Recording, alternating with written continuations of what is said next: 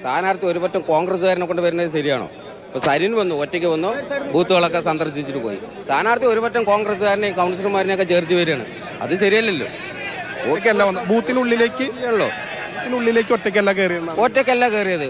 ബൂത്തിനകത്ത് ഒറ്റയ്ക്ക് കയറാതെ കുറെ കോൺഗ്രസ്സുകാരെയും കൂട്ടി ബൂത്തിനകത്തേക്ക് കയറാണ്. അത് ശരിയായ രീതിയല്ലല്ലോ. BJP ഒരുമിച്ച് നിന്നുകൊണ്ടാണ്. ഞങ്ങളെന്നല്ല, അത് ആ പ്രശ്നം അവിടെ പറഞ്ഞു. അത് BJP CPM ഒന്നിച്ചിട്ടൊന്നുമില്ല. ഞങ്ങൾ ആ പ്രശ്നം അവിടെ പറഞ്ഞു. ഇത് ശരിയല്ല, വോട്ട് പിടുത്തുമ്പോൾ ബൂത്തിനകത്ത് പാടില്ല. സ്ഥാനാർത്ഥിക്ക് ഒറ്റയ്ക്ക് വന്ന് ബൂത്തുകൾ നിരീക്ഷിച്ച് പോകാം. സ്ഥാനാർത്ഥി വോട്ട് പിടുത്തം പാടില്ല. അത് നിയമവിരുദ്ധമാണല്ലോ. അത് തീർച്ചയായും തെറ്റായ രീതിയിലാണല്ലോ അവർ ചെയ്തത്. സ്ഥാനാർത്ഥി കുറെ കോൺഗ്രസ്സുകാർ ബൂത്തിനകത്തേക്ക് കയറി വന്ന് വോട്ട് പിടുത്തം നടത്തണം. അത് ശരിയായ രീതിയല്ലല്ലോ. ഇവിടെ സരിൻ വന്നു, ഒറ്റയ്ക്കാണ് പോയത്. ഒറ്റയ്ക്ക് പോയി ഒരു പ്രശ്നമില്ലാതെ തിരിച്ചു പോയല്ലോ. ഇതിൽ CPM പ്രവർത്തകരാണ്. അദ്ദേഹം പറയുന്നത് സ്ഥാനാർത്ഥി ഒറ്റയ്ക്കല്ല വന്നത്, കൂട്ടമായി വന്നു. അതിനെയാണ് അവർ ചലഞ്ച് ചെയ്തത്. അതോടൊപ്പം തന്നെ BJPയും സമാനമായി തന്നെ ഇതിനെ ചലഞ്ച് ചെയ്തിരുന്നു. അങ്ങനെ ആണ് ഇതൊരു സംഘർഷത്തിലേക്കൊക്കെ കാര്യങ്ങൾ നീങ്ങിയത്, അല്ലെങ്കിൽ തടയലിലേക്കൊക്കെ കാര്യങ്ങൾ നീങ്ങിയതെന്നാണ്. പക്ഷേ രാഹുൽ പറയുന്നത് താൻ സാധാരണ എല്ലാ അംഗങ്ങളും എല്ലാ സ്ഥാനാർത്ഥികളും പോകുന്നത് പോലെ താനും ബൂത്തിലേക്ക് പോയി. അപ്പോൾ വളരെ പെട്ടെന്ന് ഇത്തരത്തിൽ ആദ്യം BJPയുടെ പ്രതിനിധി ബൂത്തിലുള്ള ആൾ അതിൽ ഒബ്ജക്ഷൻ പറഞ്ഞു. പിന്നീട് മറ്റുള്ള CPMന്റെ പ്രവർത്തകരും പറഞ്ഞു. അങ്ങനെയാണ് ഈ ഒരു പ്രശ്നത്തിന് തുടക്കം എന്നുള്ളതാണ് ഇപ്പോൾ രാഹുൽ പറയുന്നത്. ഇപ്പോൾ ഇവിടുത്തെ DYSPയോട് നമുക്ക് ഒരു പ്രതികരണം ചോദിച്ചു നോക്കാം. സാർ, ഇപ്പോൾ സംഘർഷത്തിനൊരു അയവ് വന്നു. ഞങ്ങൾ നോക്കട്ടെ, എല്ലാം നോക്കണം. അദ്ദേഹം പറയുന്നത് കാര്യങ്ങൾ പരിശോധിക്കുകയാണ്, നോക്കുകയാണെന്നാണ് പറയുന്നത്. ഏതായാലും പോലീസ് ഇടപെട്ട് ഈ ഒരു പ്രശ്നത്തിനൊരു ശാന്തത വരുത്തിയിട്ടുണ്ട്, അല്ലെങ്കിൽ പ്രവർത്തകരെ ഇവിടെ നിന്ന് പിരിച്ചുവിടുന്നുണ്ട്. ഇപ്പോൾ അതായത് രാഹുൽ മറ്റൊരു വാഹനത്തിൽ ഏതായാലും ഇവിടെ നിന്ന് പോയിട്ടുണ്ട്. അടുത്ത ബൂത്തുകളിലേക്കും മറ്റു സ്ഥലങ്ങളിലേക്കുമായി തന്നെ ഏതായാലും രാഹുൽ പോയിട്ടുണ്ട്. ഇപ്പോഴും ചില പ്രവർത്തകർ ഇവിടെ തടിച്ചുകൂടി നിൽക്കുന്നു എന്നുള്ളതാണ്. അതുകൊണ്ട് തന്നെ അതിൻ്റെതായ സ്വാഭാവികമായൊരു സംഘർഷാവസ്ഥയും ഈ പ്രദേശത്ത് പൂർണ്ണമായും അഴഞ്ഞു എന്ന് പറയാൻ കഴിയില്ല.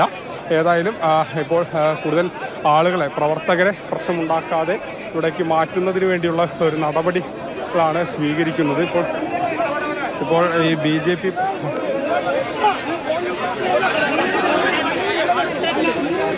ഇക്കാര്യത്തിൽ BJP പ്രവർത്തകർ എന്താണ് ഗോകുൽ പറയുന്നത്? അവരോട് കൂടി സംസാരിക്കൂ.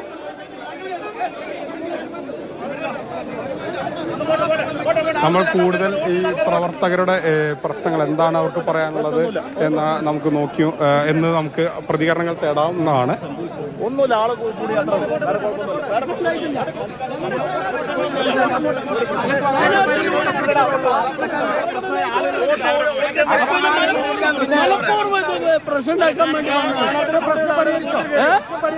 പ്രശ്നം പരിഗണിച്ചു, ഞങ്ങൾ പരിഗണിച്ചിട്ടുണ്ട്, അവര് പരിഗണിക്കട്ടെ. ഞങ്ങൾ പ്രശ്നം അത്ര കയ്യേറ്റ മനോഭാവത്തിലാണെങ്കിൽ അതിനും ഇവിടെ ആൾക്കാരുണ്ട്. പക്ഷെ ഞങ്ങൾ മനഃപൂർവ്വം പ്രശ്നം പരിഹരിച്ചിട്ടുണ്ട്. നിലവിലിപ്പോൾ സംഘർഷത്തിനൊരു അയവ് വരുന്നു എന്നുള്ളതാണ് നമുക്ക് മനസ്സിലാക്കാൻ കഴിയുന്നത്.